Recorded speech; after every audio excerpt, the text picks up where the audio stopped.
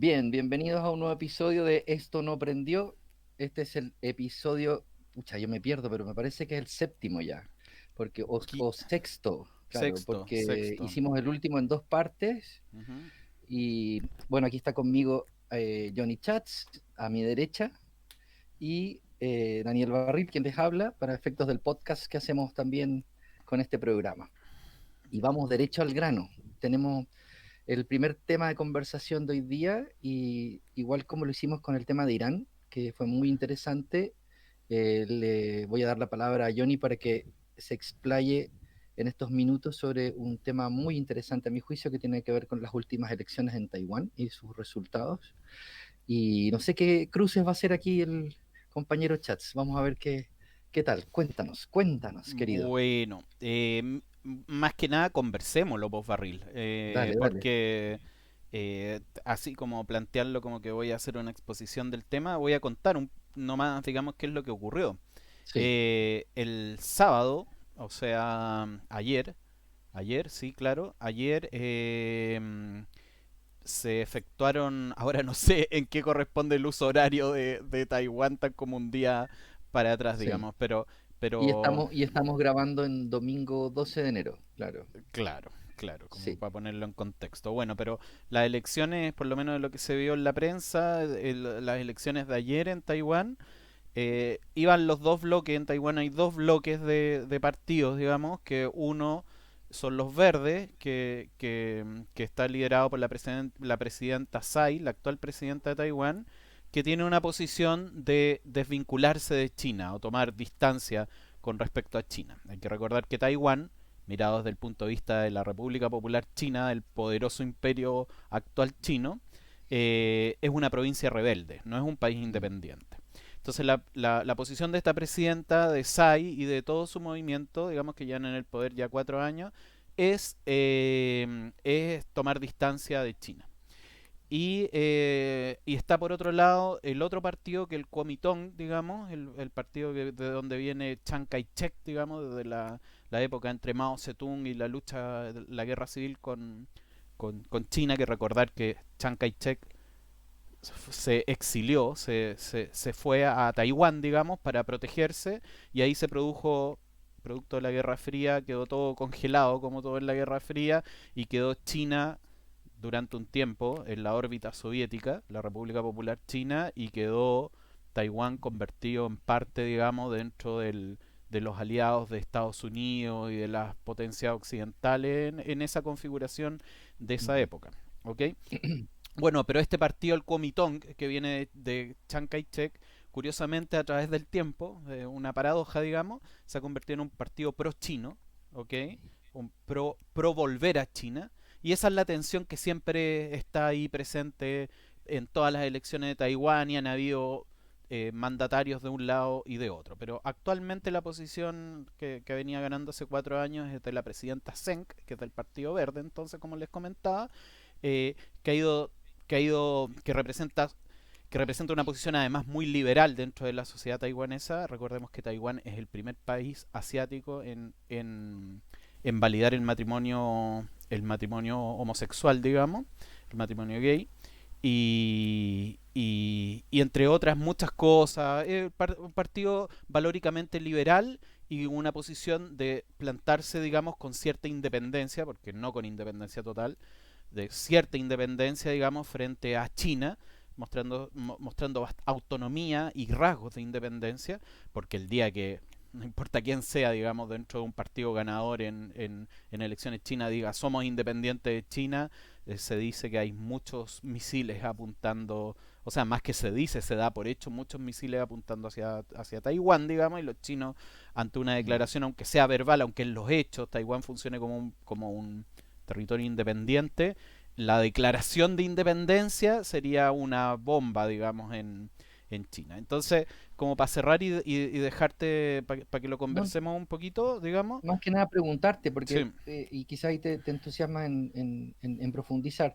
eh, deben estar mirando obviamente con ojos súper atentos a lo de Hong Kong, entonces. Totalmente Claro. ahí el Y las factor. vinculaciones ahí cómo son, Es que es súper qué mucho. interesante porque, mira, retomando un poco el hilo, terminé hablando yo, parece, este rato, pero Sí, pues dale, terminando un dale. poco el hilo, quedamos en la Guerra Fría, era muy claro, o sea, Taiwán pro Estados Unidos, China pro soviético, a pesar de que sabemos que Mao Zedong después tomó el camino propio y bueno, Mm, en fin, pero más o menos ese es el eje que se movió. Por lo tanto, Taiwán tenía siempre el respaldo occidental durante muchos años, digamos, mm, pero cuando se acaba la Guerra Fría coincide al mismo tiempo con el renacimiento económico de China, con Deng Xiaoping, ¿cierto? Con todo el impulso de Deng Xiaoping en la economía, en que China se va convirtiendo en una potencia económica, en que incorpora el capitalismo dentro de un esquema político, digamos, con Partido Comunista, que es lo que ocurre hasta el día de hoy, ¿ok? Y a partir de ese hecho empiezan a generarse un acercamiento entre Taiwán, muerta la Guerra Fría, entre Taiwán y China, ¿ok? ujú. Que se traduce en facilidades para que los taiwaneses vayan a China a hacer negocios. Taiwán era un país económicamente mucho más desarrollado, a pesar de una población mucho más pequeña que obviamente que China, pero pujante, digamos, un Japón, por ponerlo de alguna manera, digamos, Y en un país términos de desarrollado. tamaño del país es más o menos similar es más chico que Es, Japón, es, ¿no? es, es, más chico que Japón, sí, es una isla Sí. bastante más pequeña que Japón. Ujú. Pero en términos de desarrollo económico era más cuando ocurre esto, digamos, cuando se acaba la Guerra Fría en el principio de los 90, eh, eh, Taiwán tenía, y la población en ingreso per cápita, en desarrollo, etcétera, es una cuestión histórica, además viene porque también Taiwán fue invadido por los japoneses y tiene mucha influencia japonesa, ¿no? Lo de Japón no es casual. Pero Mm. de alguna manera China abre las puertas en esta apertura capitalista y permite que vayan a negociar, digamos, los taiwaneses. Y hasta el día de hoy hay mucha, o sea, el tema económico no está mayormente afectado y hay muchas inversiones taiwanesas en la República Popular China.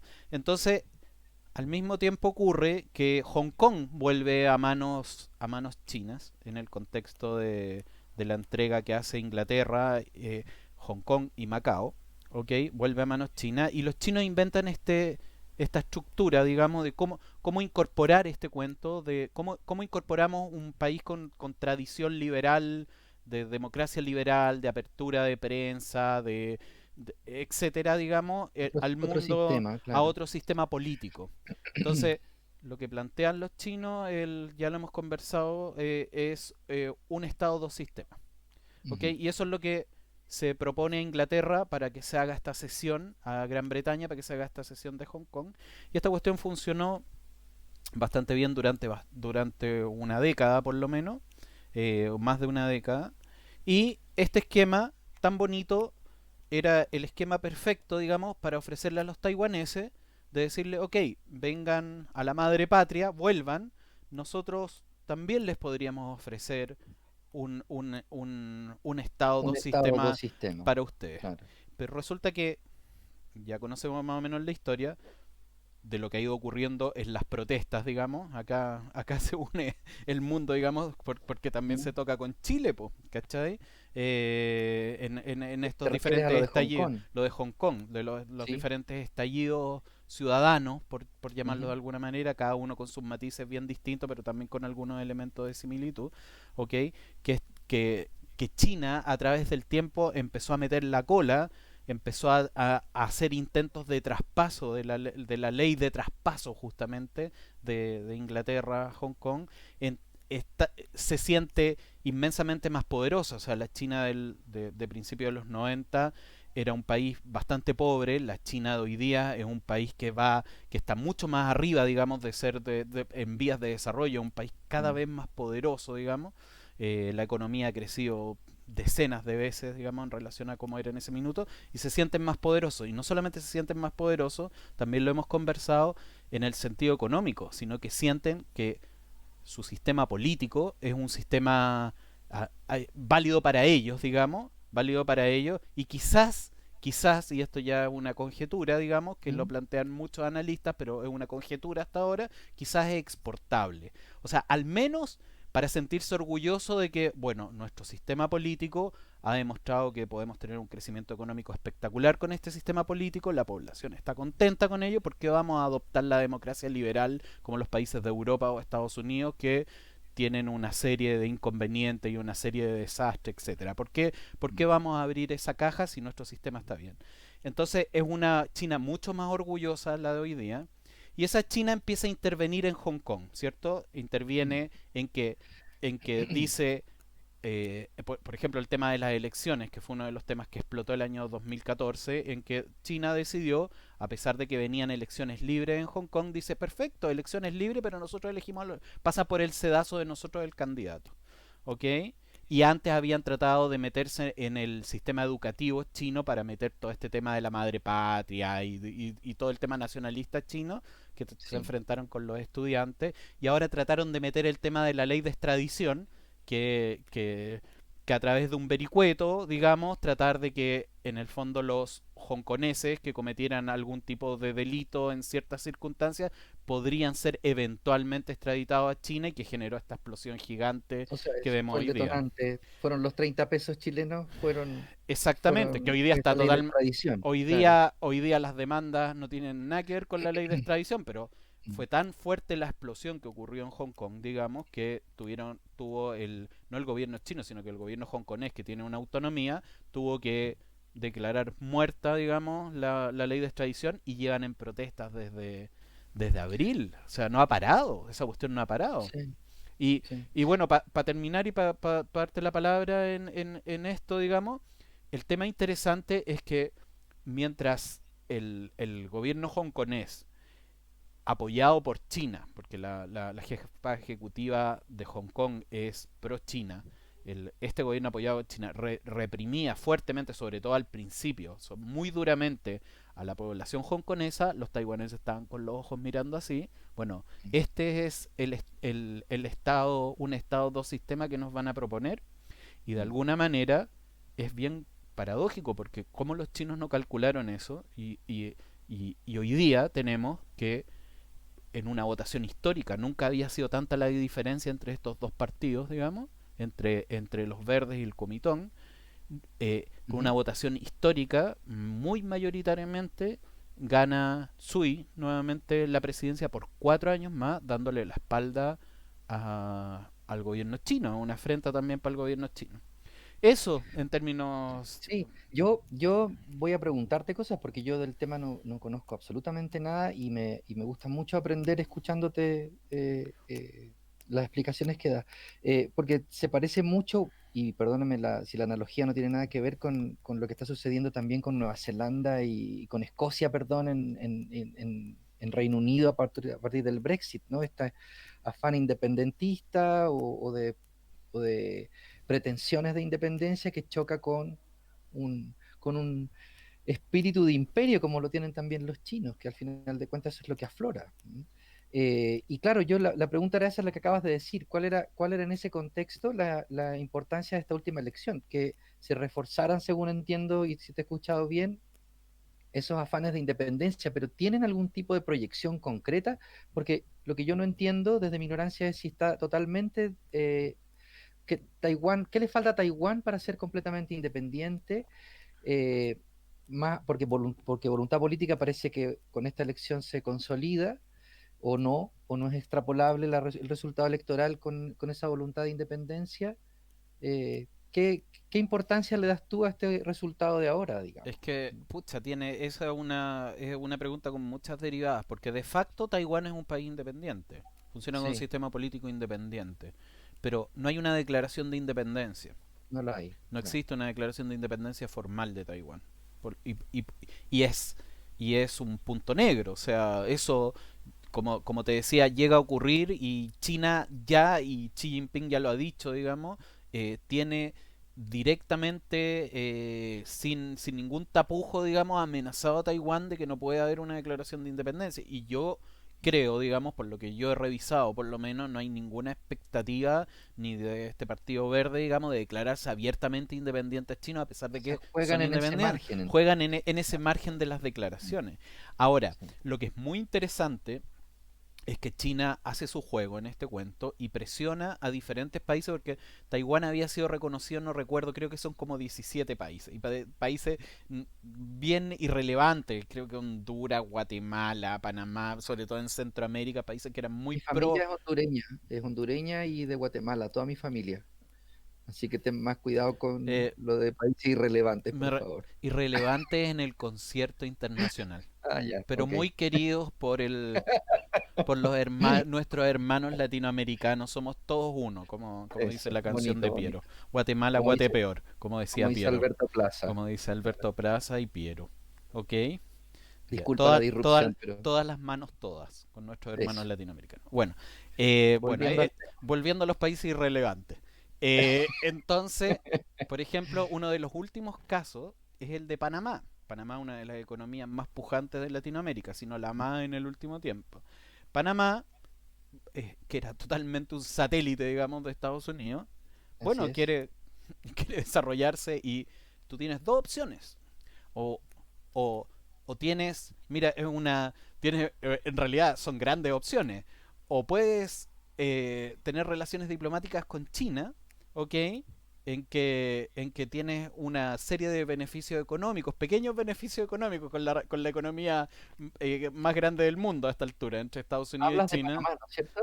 Estoy hablando del mundo completo, del juego Sí, que sí, hace sí, pero China. usando como ejemplo Claro, a el caso este, de Panamá. Puedes el caso de desarrollar Panamá. tu economía como Chile, que es el principal socio comercial es China, ¿ok? Ujú. O puedes tener relaciones diplomáticas con Taiwán, ¿ok? Tienes que elegir entre uno de los dos. Si tú vas a Ya. declarar a Taiwán, como lo hacía Panamá, como una república independiente y la vas a considerar un país independiente de China, no puedes tener relaciones diplomáticas con China. Olvídate de China. Olvídate de China. Entonces lo que han ido ganando los chinos a través del tiempo, en que este grupo de pequeños países realmente, paso a paso, han ido declarando a China, han establecido relaciones diplomáticas con China y por lo tanto han dejado de reconocer a Taiwán como un estado independiente, que además pueden seguir comerciando con Taiwán en esas Mm. circunstancias. De hecho, es un, bueno, O sea, llama la atención por el hecho de ser